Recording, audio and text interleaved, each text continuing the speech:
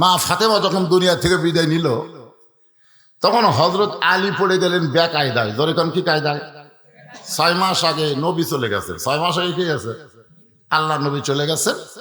6 মাস পরেই নবীর মেয়ে ফাতেমা দুনিয়া থেকে বিদায় নিল। হজরত আলী কিন্তু পরে আর একটা বিয়ে করছিলেন। সে বিয়ার ঘটনা আমি বলার উদ্দেশ্য না, আমার কথা হলো হজরত আলী নবীর সাহাবীদের মধ্যে সবচেয়ে বেশি জ্ঞানী ছিলেন। সর্বপ্রথম নবীর সাহাবীদের মধ্যে যিনি 30 পারা কোরআনের হাফেজ হয়েছেন তার নাম হলো হজরত আলী। ধরে কোন সুবহানাল্লাহ। হয়তো বলবেন হুজুর কারণ কি? সর্বপ্রথম 3 জন মানুষ ইসলাম গ্রহণ করেছে। একজন হলো নারী, তার বয়স হলো 55 বছর। বয়স কয় বছর? একজন পুরুষ মানুষ যার বয়স হলো 35 বছর।